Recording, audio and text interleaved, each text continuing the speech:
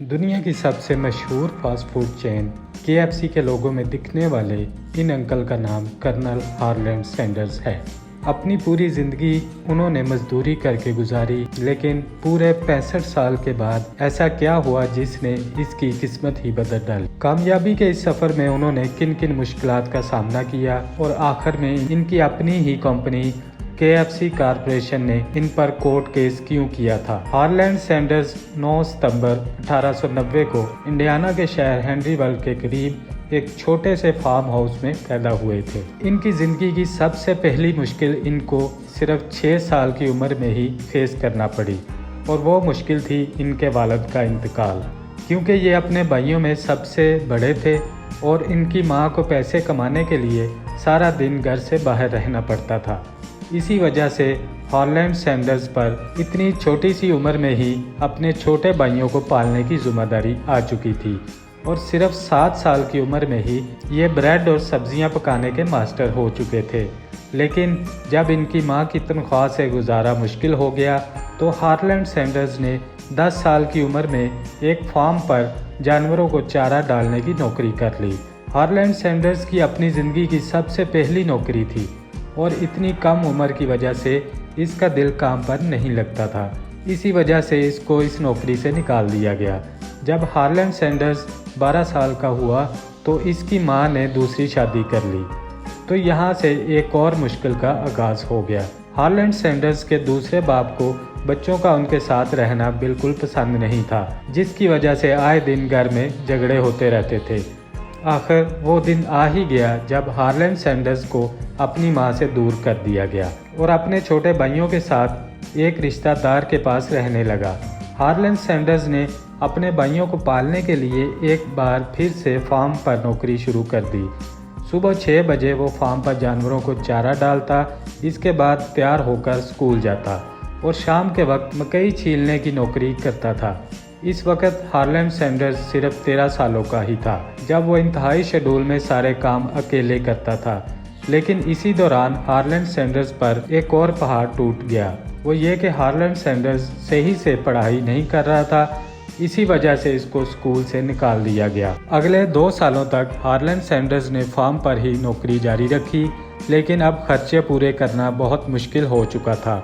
इसी वजह से हार्लैंड सैंडर्स ने US आर्मी में जाना चाहा। इस वक्त इसकी उम्र सिर्फ 16 साल थी, जबकि आर्मी में जाने के लिए ज़्यादा उम्र होना ज़रूरी थी। हार्लैंड सैंडर्स ने कागज़ों में झूठी उम्र दिखाई और आर्मी में सिपाही भर्ती हो गया। आखिर कई सालों के बाद इसको सुकून मिला ही था कि एक और मुसीबत आ खड़ी हुई। आर्मी में रहने के एक ही साल बाद जब इनको इसकी असली उम्र का पता चला तो इसको आर्मी से भी निकाल दिया गया। आर्मी से निकलने के बाद हार्लैंड सैंडर्स 17 सालों का था और आगे के पूरे 23 सालों तक हार्लैंड सैंडर्स को बहुत सारी मुश्किलात पेश आईं। इसी दौरान इसकी शादी भी हुई और इसी दौरान कोई नौकरी ऐसी नहीं थी जो हार्लैंड सैंडर्स ने छोड़ी हो। कभी इसको स्ट्रीट कार कंडक्टर के रूप में देखा जाता तो कभी इसको रेल रोड फायरमैन की नौकरी करनी पड़ती। इंश्योरेंस सेल में वकील, स्टीम बोर्ड ऑपरेटर और हत्ता के इसने टायर बेचने का काम भी किया। कहीं वो खुद नौकरी छोड़ देता तो कहीं इसको निकाल दिया जाता। आखिरकार एक दिन इसकी बीवी इसको अकेला छोड़ गई, क्योंकि अब वो भी हार्लैंड सैंडर्स के करियर से तंग आ चुकी थी। 34 साल की उम्र यानी 1924 में हार्लैंड सैंडर्स की मुलाकात केंटकी ऑयल कंपनी के जनरल मैनेजर से हुई। इसने हार्लैंड सैंडर्स को एक गैस स्टेशन चलाने की ऑफ़र की। अपने हालात की वजह से हार्लैंड सैंडर्स ने यह ऑफ़र फ़ौरन कबूल कर ली। शुरू के दिनों में गैस स्टेशन की सेल बहुत कम हुआ करती थी, लेकिन फिर हार्लैंड सैंडर्स ने वहां आने वाले कस्टमर्स की खूब आवभगत शुरू कर दी। बेहतरीन कस्टमर केयर की वजह से देखते ही देखते गैस स्टेशन की सेल 3 गुना बढ़ गई और एक बार फिर से हार्लैंड सैंडर्स को अपनी ज़िंदगी में खुशियां दिखना शुरू हो गईं। खुशियों के दिन अभी शुरू ही हुए थे कि एक बार फिर किस्मत ने इसका साथ छोड़ दिया। अमेरिका समेत पूरी दुनिया को इकोनॉमिक डिप्रेशन ने घेर लिया, जिसकी वजह से हार्लैंड सैंडर्स के गैस स्टेशन की सेल इतनी ज़्यादा कम हो गई कि इसको गुजारा करना मुश्किल हो गया। केंटकी ऑयल कंपनी ने हार्लैंड सैंडर्स से गैस स्टेशन वापस ले लिया और यूं एक बार फिर से हार्लैंड सैंडर्स अपनी नौकरी से हाथ धो बैठा। अब हार्लैंड सैंडर्स 40 साल के हो चुके थे। 1930 में शेल ऑयल कंपनी ने हार्लैंड सैंडर्स का तजर्बा देखा तो इसको एक बार फिर से गैस स्टेशन चलाने की ऑफ़र दी। ये ऑफ़र मिलते ही हार्लैंड सैंडर्स को फिर से डूबती हुई उम्मीदों को बचाने का मौका मिला। इसी वजह से उन्होंने ये ऑफ़र कबूल कर ली। गैस स्टेशन का चार्ज संभालते ही हार्लैंड सैंडर्स ने सेल बढ़ाने के लिए दोबारा कस्टमर केयर शुरू कर दी। क्योंकि ये स्टेशन एक हाईवे पर मौजूद था, इसी वजह से वहां आने वाले मुसाफिरों को हार्लैंड सैंडर्स प्राइवेट तौर पर मुख्तलिफ चीज़ें पकाकर खिलाता था। इस वक्त इसने अपने कमरे में सिर्फ एक डाइनिंग टेबल रखी थी जिस पर 6 लोग बैठकर खाना खा सकते थे। पहले तो कस्टमर्स इसके हाथ से बनी हुई हॉट कुकीज़, कंट्री हैन और स्ट्रिंग बीन्स बहुत पसंद करते थे, लेकिन बाद में इसके मेन्यू में फ्राइड चिकन भी ऐड हो गई। देखते ही देखते इसकी फ्राइड चिकन इतनी मशहूर हो गई कि इसने अपने गैस स्टेशन के साथ ही एक पूरा रेस्टोरेंट खोल लिया जिसमें 142 लोगों के खाने की जगह मौजूद थी और इस रेस्टोरेंट को Harland Sanders court and cafe का नाम दिया गया। जहां पहले कस्टमर्स सिर्फ वहां से गुजरते वक्त खाना खाते थे, वहीं अब दूर दूर से लोग सैंडर्स कैफ़े का रुख करने लगे। लेकिन इसी दौरान हार्लैंड सैंडर्स को एक और मुश्किल का सामना करना पड़ा, क्योंकि पहले फ्राइड चिकन को बनाने में 30 मिनट लगते थे, जिसकी वजह से कस्टमर्स को बहुत इंतज़ार करना पड़ता था। इस मसले की वजह से हार्लैंड सैंडर्स के रेस्टोरेंट का इमेज ख़राब हो रहा था। लेकिन इस मसले से निपटने के लिए हार्लैंड सैंडर्स ने एक नई तरकीब आजमाई और चिकन को पैन में फ्राई करने की बजाय प्रेशर कुकर में फ्राई किया और ये तरकीब काम कर गई और 30 मिनट में पकने वाली चिकन सिर्फ 8 मिनटों में ही तैयार हो जाती थी। हार्लैंड सैंडर्स अपने रेस्टोरेंट से बहुत खुश थे और दिन ब दिन अपनी फ्राइड चिकन की रेसिपी को बेहतर करता रहा। लेकिन अचानक एक और मसले ने जन्म लिया।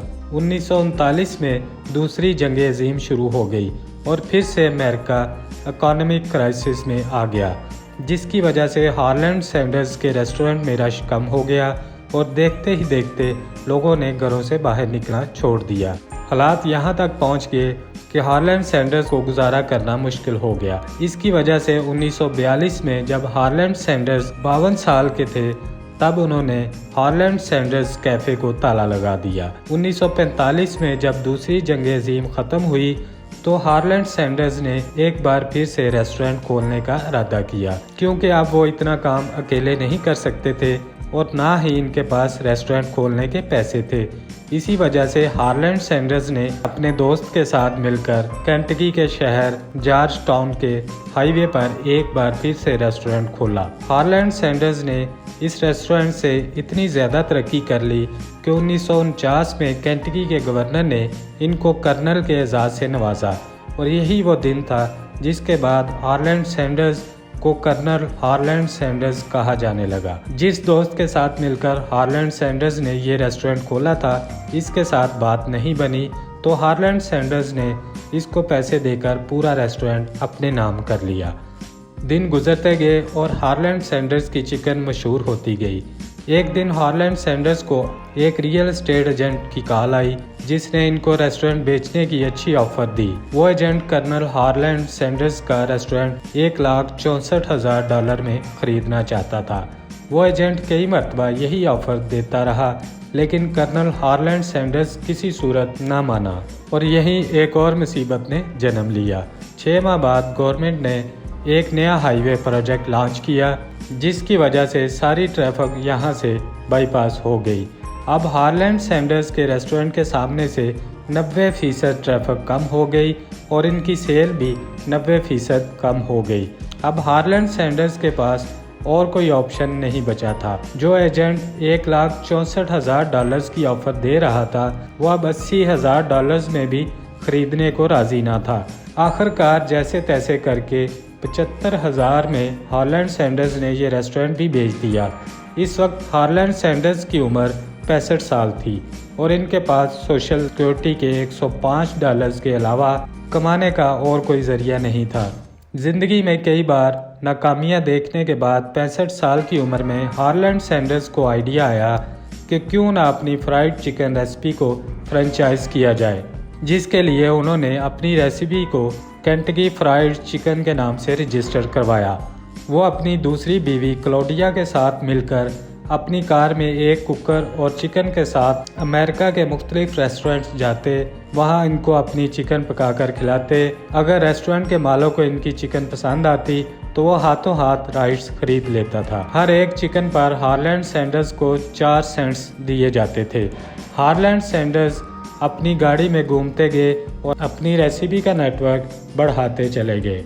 हार्लैंड सैंडर्स ने अपने इंटरव्यू में बताया कि कई बार इनको रातें भी अपनी गाड़ी में ही गुजारनी पड़ती थी।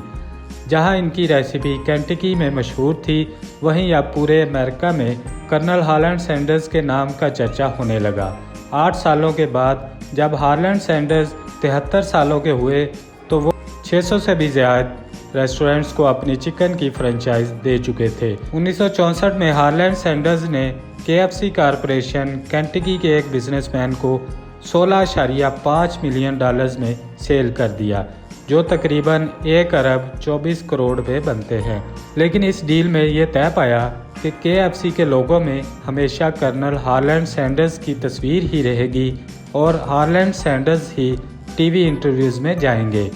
जिस कंपनी ने KFC को कर्नल हार्लैंड सैंडर्स से ख़रीदा था, बाद में उन्होंने रेसिपी को तब्दील कर दिया, जिस पर हार्लैंड सैंडर्स ने केंटकी को कोर्ट में सू कर दिया था। हार्लैंड सैंडर्स का मानना था कि जो रेसिपी मैंने बनाई ही नहीं, इस पर मेरी फ़ोटो लगाकर क्यों बेचा जा रहा है। इसी गुस्से में आकर हार्लैंड सैंडर्स ने अपनी बीवी के नाम से एक रेस्टोरेंट खोला, जहां पर असली KFC का मेन्यू रखा गया था।